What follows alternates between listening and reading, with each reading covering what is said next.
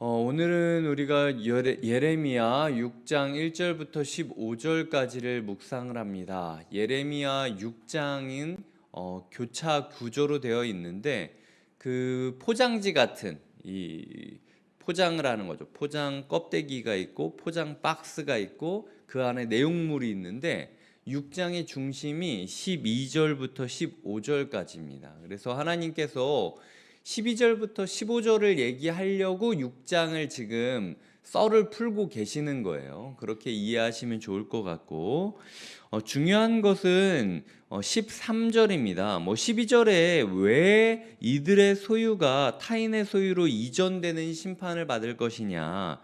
13절에 보면 그들의 죄악이 무엇이었냐면 다 작은 자로부터 큰 자까지 다 탐욕을 부렸다라고 이야기를 하는 거죠.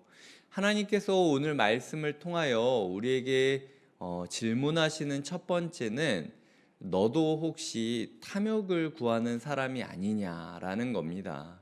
너의 것을 하나님을 위하여 내놓지 못하고 너의 것을 하나님의 것이라고 생각하지 못하고 어떻게든 한 푼 더 벌려고 기도하고 한 푼 더 벌려고 애쓰는 것이 너의 모습이 아니냐. 솔직히 우리 기도 제목 가운데 대다수가 돈입니다. 이거는 저부터 시작해서 성도님 모두가 기도할 때마다 사실은 하나님이 이 부분을 짚어주고 계시다라는 거예요. 네가 돈을 위하여 기도하는 거 필요하다. 왜냐면 나도 네가 먹고 살지 못하는 거를 아파할 테니까. 그런데 너의 삶 가운데 돈을 나를 경외하고 일용할 양식을 구하는 것이 아니라 돈 거리면서 나를 재촉하는 그런 기도를 하고 있는 거 아니니? 라고 물어보신다라는 거죠. 작은 자부터 큰 자까지 하나님께서 우리 모두에게 이 탐욕의 문제가 있다라는 사실을 이야기하시면서 돈으로부터 하나님께로 초점을 옮길 것을 요청하고 있다라는 겁니다. 제가 이 말씀이 우리에게 참 힘든 말씀이에요. 왜냐면은 우리는 무의식적으로 이 사회는 돈으로 움직이고 있다라고 생각을 하고 있기 때문이죠.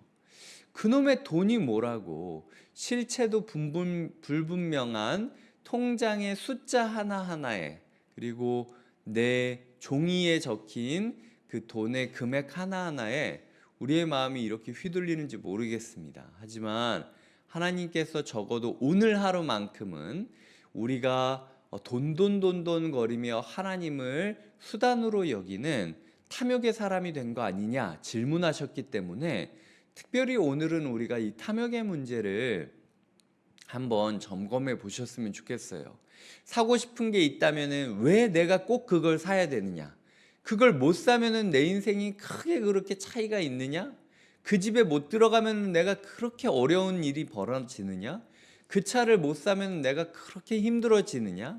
사람들의 시선 아니면은 당연히 이 세상은 저런 걸 가져야만 된다라는 사회의 풍조에 내가 휩쓸려 있는 것 아닌가라는 생각을 하며 오늘 점검하는 것이 필요하다라는 겁니다. 그래서 6장 1절과 15절을 묵상하며 가장 중요한 묵상이 탐욕에 대한 묵상이다 라는 부분이고요.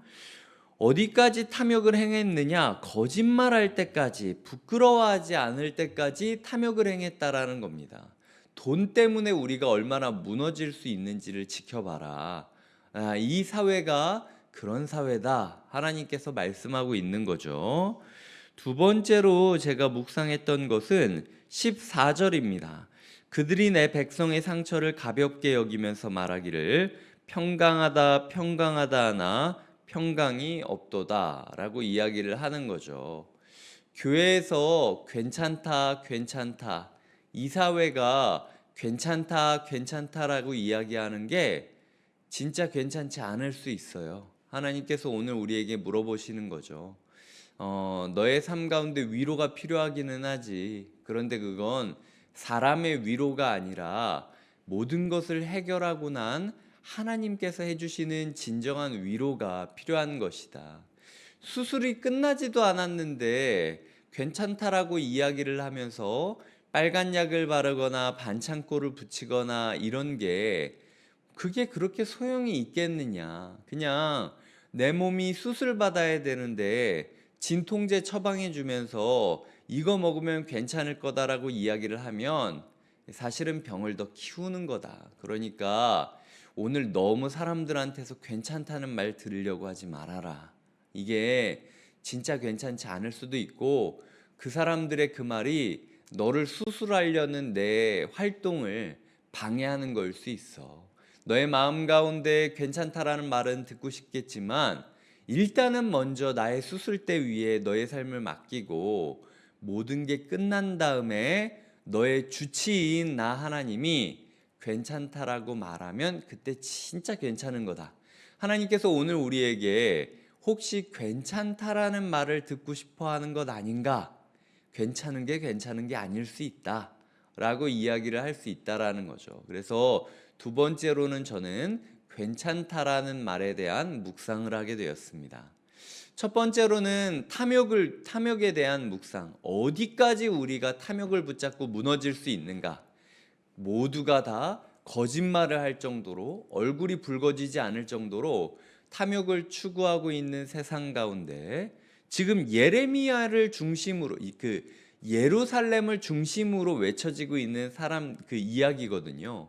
그러니까 예배랑 상관없는 우상 숭배자들을 이야기하는 게 아니라 예배를 드리고 있으면서도 탐욕이라는 우상을 섬기고 있었던 우리를 향한 메시지라는 거예요, 이게. 두 번째로는 괜찮다라는 이야기에 대해 묵상했습니다. 괜찮다, 괜찮다 하지만 진짜 괜찮은 거 아닐 수 있다. 한번 점검해 보자. 진짜 우리의 삶이 괜찮은지 검토하자. 이게 두 번째였고요. 세 번째로는 4절과 5절입니다. 이 유다를 칠 준비를 하는 사람들이 뭐라고 이야기하냐면 일어나라 우리가 정오에 올라가자. 아하 아깝다. 날이 기울어 저녁 그늘이 길었구나. 일어나라 우리가 밤에 올라가서 그 요새들을 헐자 하도다 라는 문구가 마음에 와닿았습니다. 정오, 밤, 사막 가운데 정오와 밤은요 가장 전쟁하기 싫은 때입니다. 일반적으로 정오와 밤에 전쟁 안 했어요. 왜냐하면 정오는 너무 덥고 밤은 너무 춥습니다. 그렇기 때문에 사막 가운데 지냈던 부족들과 국가들 가운데서는요 되도록이면은 정오와 낮을 피하여 그들이 온전한 컨디션으로 싸울 수 있을 때에 전쟁을 시작했다라는 거죠. 근데 우리의 적인 죄, 탐욕, 그리고 우상숭배, 우리의 적인 사탄은 낮이라 할지라도 정오라 할지라도 밤이라 할지라도 우리를 쳐들어오려고 애를 쓰고 있다라는 거예요. 정오에 들어가려고 그랬는데 타이밍을 놓치니까 에이 안 되나 보다 포기하는 게 아닙니다. 저녁 그늘이 길어서 괜찮을 거라고 그럼 밤에 가자.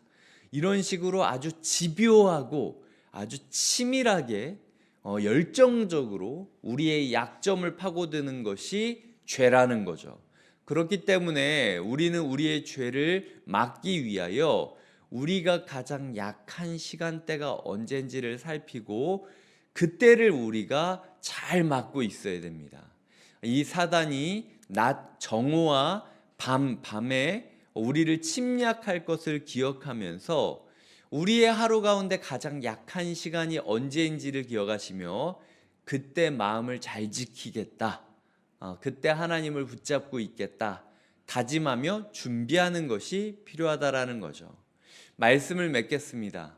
여전히 우리에게 하나님의 심판이 임할 것이고 여전히 우리의 삶이 쉽지 않을지 모릅니다. 하지만 그럼에도 불구하고 하나님은 예레미야를 보내어 유다 가운데 메시지를 전하셨듯이 오늘 우리에게 메시지를 전하고 있다라는 거죠. 우리가 살아남기를 원하시는 겁니다. 우리가 하나님을 의지하여 이 심판을 이겨내기를 원하고 계시는 겁니다. 이 하나님의 선한 마음을 우리가 붙잡으며 오늘 하루 탐욕의 문제, 괜찮다라는 말을 듣고 싶어하는 자기 위로의 문제, 그리고 정오와 밤에 방심하며 있다가 당하지 않게 마음을 지켜야 되는 방심의 문제를 잘 극복하시는 하루 되시길 주님의 이름으로 부탁드립니다. 기도하시겠습니다. 하나님 아버지, 6장을 통하여 예레미야를 통해 전해지는 하나님의 외침을 우리가 듣습니다. 우리의 삶에 탐욕의 문제가 있는 것 아닌지, 돈을 위하여 기도할 수 있지, 하지만 네가 나보다 더 돈을 예뻐하고 돈을 의지하는 것 아닌가 걱정된다 라는 하나님의 음성에 귀 기울이게 하여 주시고, 괜찮다 괜찮다라는 말을 듣고 싶어하는 우리의 삶이 진짜 괜찮은지 점검하게 하여 주시며, 하나님, 우리가 정오니까 괜찮겠지, 밤이니까 괜찮겠지, 마음 놓지 말고 집요하게 열정적으로 달려드는 그 사단의 열정을 지혜롭게 막아내는 하루가 되게 하여 주시옵소서. 감사없고 예수님의 이름으로 기도드립니다. 아멘.